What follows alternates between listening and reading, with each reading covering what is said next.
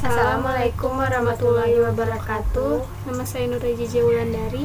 Nama saya Sabrina Sasya Aulia. Kami akan mempresentasikan Pancasila sebagai dasar hukum.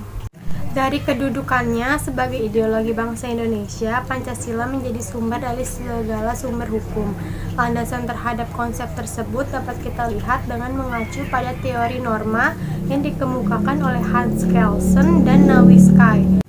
Teori tersebut bertajuk Die Stufenordnung der Rechtsnormen. Di dalamnya dipaparkan tingkatan peraturan dalam suatu negara, yaitu pertama, Staatsfundamentalnorm, yaitu seperangkat norma fundamental negara yang bersifat abstrak dan menjadi sumber hukum. 2. Staatsgrundgesetz, meliputi aturan dasar, aturan pokok atau konstitusi negara. 3. Formelgesetz, yaitu undang-undang. 4.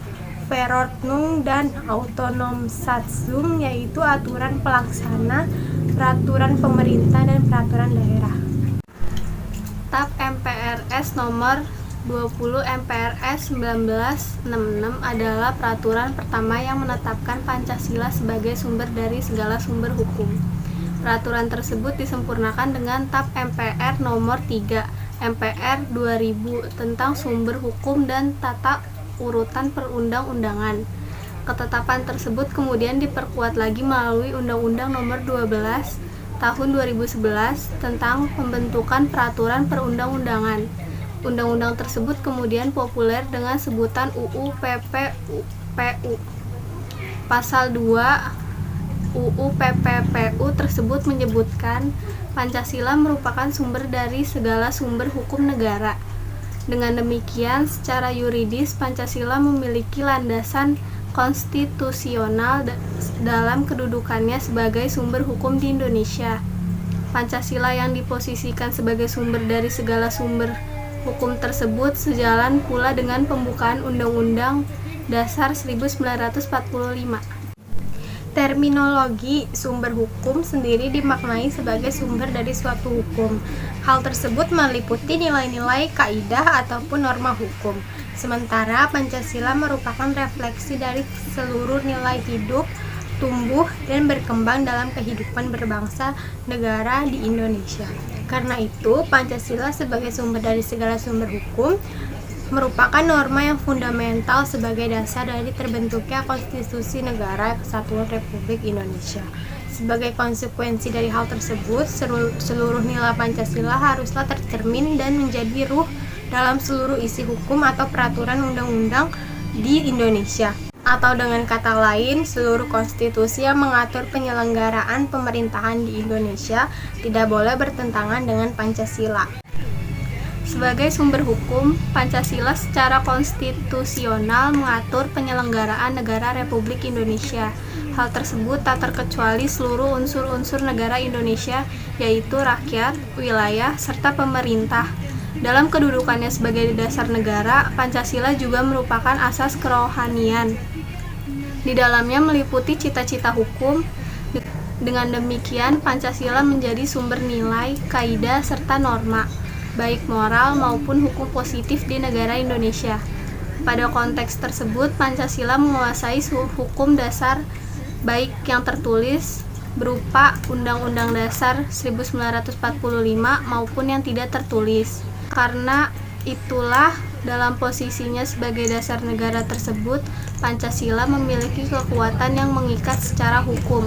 Nilai-nilai dalam Pancasila pun kemudian dijabarkan lebih lanjut pada pokok-pokok pikiran UUD 1945. Karena UUD 1945 berkedudukan sebagai dasar hukum, maka nilai-nilai Pancasila pun akhirnya menjiwai hukum-hukum positif di Indonesia. Fungsi dan peran Pancasila sebagai dasar hukum.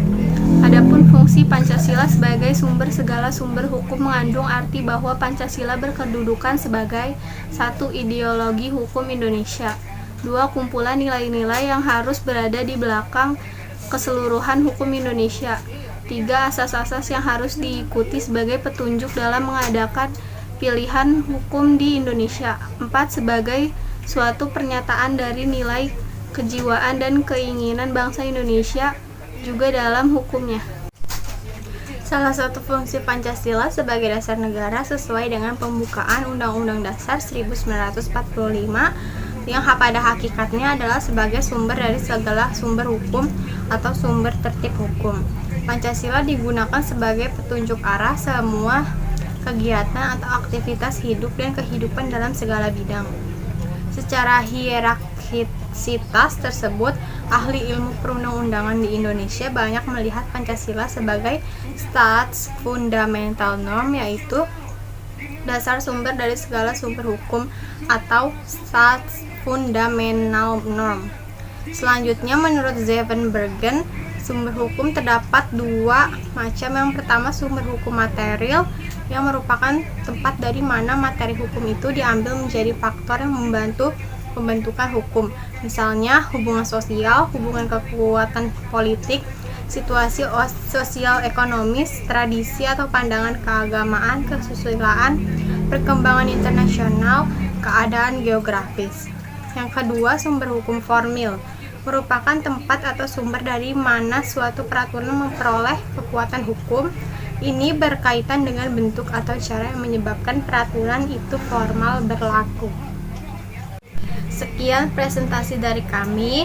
Terima kasih. Wassalamualaikum warahmatullahi wabarakatuh.